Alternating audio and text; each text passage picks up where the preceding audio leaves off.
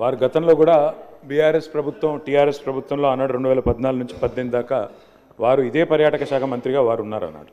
కాబట్టి వారు కొన్ని విషయాలు ఏవైతే చెప్పారో వారికి నేను గుర్తు చేస్తా ఉన్నాను సార్. తెలంగాణ ఉద్యమంలో మనందరం కూడా పాల్గొన్నాము. అందులో ముఖ్యమైన ఒక అంకం, ఒక ముఖ్యమైన భాగం కల్చరల్ రెనెసాన్స్, అంటే సాంస్కృతిక పునరుజ్జీవనం. భాషకు, యాసకు, తెలంగాణ సంస్కృతికి పెద్దపీట వేయాలనే ఒక కసితో, కమిట్మెంట్తో అందరం కూడా ఎక్కడి వారం అక్కడ మన సంస్కృతి మరుగైపోతుంది, కనుమరుగైపోతుందని చెప్పి ఆందోళన చెంది మనందరం కూడా ఆనాడు కొట్లాడినాం.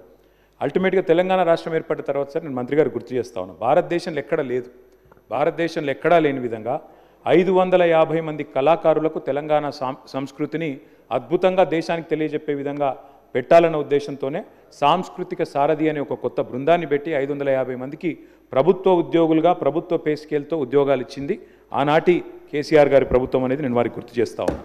సంస్కృతి ఏదైతే తెలంగాణది భాష, యాస ఏదైతే గతంలో అణిచివేయబడ్డదని మనం ఫీల్ అయినామో దాన్ని ప్రాణప్రతిష్ఠ తిరిగి పోసే ప్రయత్నం కూడా చేయడం జరిగింది. అధ్యక్ష మీకు తెలుసు, మీ జిల్లాలో రామప్ప దేవాలయం అధ్యక్ష చాలా గొప్ప దేవాలయం, ములుగు ప్రాంతంలో చాలామంది లక్షలాది మంది భక్తులు పోయే ప్రాంతం.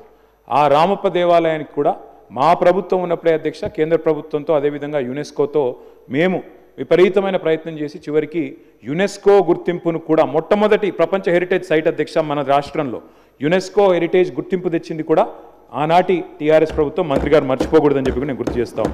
మంత్రి గారు అధ్యక్ష చెప్తా ఉన్నారు, మీరు ఏం చేయలేదు 10 ఏళ్ళు అన్నట్టు చెప్పారు అధ్యక్ష. టూమ్స్ అధ్యక్ష ఇక్కడ హైదరాబాద్లో కులీ కుతుబ్ షా టూమ్స్, వాటి రెస్టోరేషన్లో ప్రభుత్వంతో పాటు ఆగాఖాన్ ఫౌండేషన్ సహకారం తీసుకొని ఆ టూమ్స్ అన్నింటినీ కూడా రెస్టోర్ చేసింది ఆనాటి కేసీఆర్ గారి ప్రభుత్వం. వారు యాదాద్రి టెంపుల్ టూరిజం గురించి చెప్పారు, యాదగిరి గుట్ట గురించి. అధ్యక్ష యాదాద్రి టెంపుల్ ఇవాళ అంత అద్భుతంగా కట్టిందైతే మరి కేసీఆర్ గారి ప్రభుత్వమే కదా అధ్యక్ష. టెంపుల్ టూరిజం, రిలీజియస్ టూరిజం అంటే మరి ఇవాళ మీరు దాన్ని ముందుకు తీసుకుపోండి, కానీ ఏం చేయలేదన్నాము తప్పు అధ్యక్ష. ఇంకొక మాట అధ్యక్ష, వారు అన్నారు హైదరాబాద్ సంబంధించి కూడా టూమ్స్ ఒకటే కాదు అధ్యక్ష మేము చేసింది, ఇక్కడ పక్కనే మన అసెంబ్లీ పక్కనే మన మోజంజాహి మార్కెట్. చిన్నప్పటి నుంచి నేను ఇక్కడే చదువుకున్నాను అధ్యక్ష, హ్యాబిట్స్లో నేను ఆ పక్కన కూడా ఉండేవాను. ఆ మోజంజాహి మార్కెట్ని అలా అద్భుతంగా బ్రహ్మాండంగా తీర్చిదిద్దింది హెచ్ఎండిఏ ఆధ్వర్యంలో, Quli Qutub Shah urban development authority ఆధ్వర్యంలో మా ప్రభుత్వం అధ్యక్ష. ఒక్క మోజంజాహి మార్కెటే కాదు, అక్కడే మురిగి చౌక్ అని ఉంటుంది అధ్యక్ష, ఓల్డ్ సిటీలో మురిగి చౌక్ని, మీరాలం ట్యాంక్ని, ఒకటి కాదు అధ్యక్ష ఓల్డ్ సిటీలో చాలా వారసత్వ సంపదను కూడా రిస్టోర్ చేసింది మా ప్రభుత్వం అధ్యక్ష. టూరిజంలో చాలా రకాలు ఉంటుంది, మంత్రి గారు చెప్పారు. రిలీజియస్ టూరిజం ఉంటుంది, స్పిరిచువల్ టూరిజం ఉంటుంది, ఈకో టూరిజం ఉంటుంది, మెడికల్ టూరిజం ఉంటుంది, అడ్వెంచర్ టూరిజం ఉంటుంది. ఈ అన్నింటిలో కూడా మా ప్రభుత్వం ప్రయత్నం చేసింది అధ్యక్ష.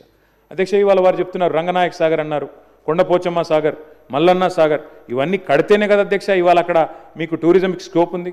అవన్నీ కట్టింది కాళేశ్వరం ప్రాజెక్టులో భాగంగా ఆ సాగర్ల నిర్మాణాలు, ఆ జలాశయాల నిర్మాణాలు చేయడమే కాకుండా అక్కడ టూరిజం కోసం డబ్బులు కూడా కేటాయించింది కేసీఆర్ గారి ప్రభుత్వం కాదా వారిని చెప్పానండి అధ్యక్ష.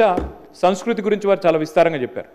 ప్రపంచ తెలుగు మహాసభల అధ్యక్ష భారత రాష్ట్రపతి గారితో సహా అందరినీ కూడా భారతదేశ ప్రముఖులందరినీ ఆహ్వానించి ప్రపంచ తెలుగు మహాసభలు నిర్వహించిన ఘనత కూడా కేసీఆర్ గారి ప్రభుత్వం అనేది కూడా నేను వారికి గుర్తు చేస్తా ఉన్నా అధ్యక్ష.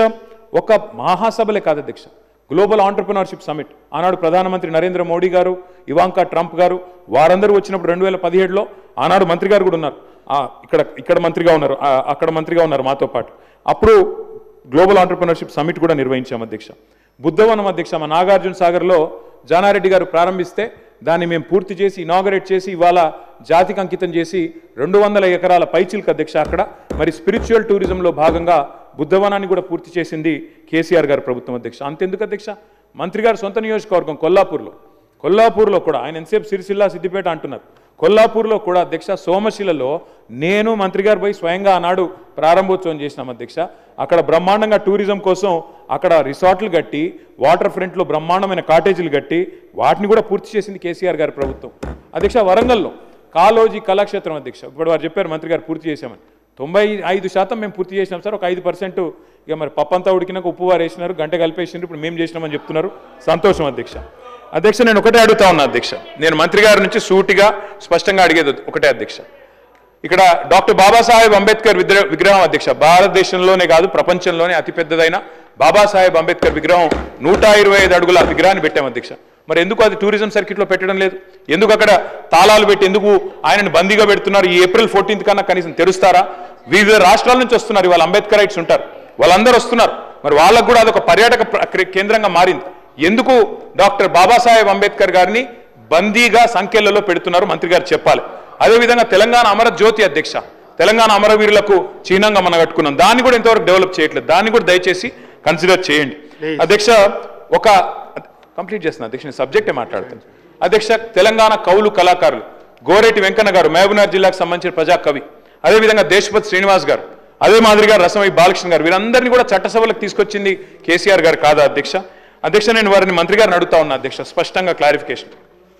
మీరు చెప్పారు టూరిజం పాలసీ తెచ్చినామని, ఓఆర్ఆర్ని టీఓటీ పద్ధతుల్లో, ఓఆర్ఆర్ని ఔటర్ రింగ్ రోడ్ని టీఓటీ పద్ధతుల్లో మరి 33 ఏళ్ళకి ఇస్తేనేమో అది ఘోరమైన తప్పిదం అన్నారు అధ్యక్ష, చాలా పెద్ద స్కామ్ అన్నారు.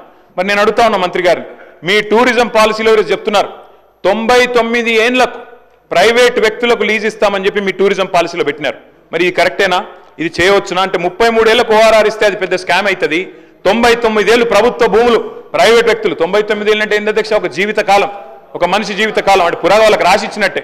మరి అదెట్లా కరెక్ట్ అయితే చెప్పాలా మంత్రి గారు? నేను అడుగుతా ఉన్నా అధ్యక్ష. చివరిగా నేను ఇంకొక మాట చెప్తా ఉన్నా అధ్యక్ష, నాకు మంత్రి గారు చెప్పింది ఏంటో నవ్వాలా ఎడవాలా తెలియట్లేదు.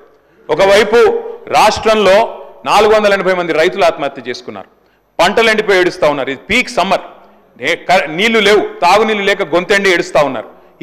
ఈ పరిస్థితుల్లో మే నెలలో ఎవరో, నిజంగా చెప్తా ఉన్నా అధ్యక్ష, నాకేం వేరే అభిప్రాయం లేదు, కానీ మిస్ వరల్డ్ మిస్ యూనివర్స్ అనే వాటికి ఎప్పుడో పోయింది అధ్యక్ష, వాటికి ఉండే ప్రెస్టీజ్ గతంలో ఇప్పుడు పూర్తిగా పోయింది. కానీ అదేదో పెద్దదో సాధించుకొచ్చినట్టు, అదే అంతర్జాతీయ ఈవెంట్ ఏదో ఇక్కడ జరిగితే ఏదో రాష్ట్రానికి లాభం వస్తుంది, మేమేదో అడ్డుకుంటున్నట్టు నేను అడుగుతా ఉన్నా అధ్యక్ష వారిని. ప్లీజ్ మళ్ళీ మీరు సబ్జెక్ట్ డిబేట్ అవుతుంది. సబ్జెక్టు వారిదే సార్, వారే చెప్పిన మాట. ఏమన్నారు సార్ వారు? ఈ మిస్ వరల్డ్ పోటీల వల్ల క్లారిఫికేషన్ పోయి విమర్శలు. ఎస్ సార్, విమర్శ ఏముంది సార్, వారు క్లారిఫికేషన్ అడుగుతున్నా. మిస్ వరల్డ్ పోటీల వల్ల ఆదాయం వస్తుంది రాష్ట్రానికి, కొలువులు వస్తాయి, ఉద్యోగాలు వస్తాయి అన్నారు. ఎట్లొస్తాయి, ఏడికెళ్ళు వస్తాయి చెప్పాలని చెప్పి నేను కోరుతా ఉన్నా. నెంబర్ 1. నెంబర్ 2 అధ్యక్ష, నేను ఒకటే అడుగుతా ఉన్నా అధ్యక్ష, మిస్ వరల్డ్కి 54 కోట్లు ఖర్చు పెడితే తప్ప అంటున్నారు. మరి ఫార్ములా ఈలో 46 కోట్లు ఖర్చు పెడితే దాన్ని ఏకపక్షంగా కేబినెట్ అనుమతి లేకుండా రద్దు చేసి అంత పెద్ద ఈవెంట్ని, అంతర్జాతీయ ఈవెంట్ని రద్దు చేసిన వాళ్ళు మరి ఇక్కడేమో ప్రభుత్వ డబ్బులు ఖర్చు పెడతాం కరెక్ట్ ఎట్లా అవుతుంది అధ్యక్ష? చివరిగా నేను ఒకటే అడుగుతా ఉన్నా అధ్యక్ష, ఇవాళ టెస్లా అనే ఒక కంపెనీ ఎలక్ట్రిక్ వాహనాల కంపెనీ అధ్యక్ష, భారతదేశంలో యూనిట్ పెట్టాలని చెప్పి ఎదురు చూస్తా ఉన్నారు. ఫార్ములా ఈ రద్దు చేసి అప్రతిష్టను మూతగట్టుకొని ఇవాళ 700 కోట్లు మొదటి రేస్తో వస్తే రాష్ట్ర ప్రభుత్వానికి ఆదాయం, ఆ ఈవెంట్ను మూర్ఖంగా రద్దు చేయడమే కాకుండా ఇంకా మళ్ళీ ఈరోజు ఇంకో ఈవెంట్కు 56 కోట్లు ఖర్చు పెడుతున్నాం, తప్పెట్లయిద్దని మంత్రి గారు అంటే నేను అడుగుతా ఉన్నా అధ్యక్ష, ఇది మీ డబుల్ స్టాండర్డ్స్ కాదా? ఇది హిపోక్రసీ కాదా? ఫార్ములా ఈ వల్ల మేము ఆశించింది ఏంటి అధ్యక్ష? తెలంగాణ మొబిలిటీ వ్యాలీ, మీ దివిటిపల్లిలో అమర్ రాజా బ్యాటరీస్ తెచ్చాం అధ్యక్ష. ఎన్కాతలలో స్పీకర్ గారి నియోజకవర్గంలో 1200 ఎకరాల్లో అక్కడ మొబిలిటీ వ్యాలీ పెడుతున్నాం. అదేవిధంగా జహీరాబాద్లో మ్యానుఫ్యాక్చరింగ్. ఇన్ని చేసిన ప్రభుత్వాన్ని మరి బద్నాం చేసి ఇలా మిస్ వరల్డ్ మాత్రం మొత్తం కొలువులు వస్తాయి, ఆదాయం వస్తుంది రాష్ట్రానికంటే ఎవరిని మోసం చేస్తున్నారు మంత్రి గారిని అడుగుతానో క్లారిఫై చేయాలని కోరుతాను.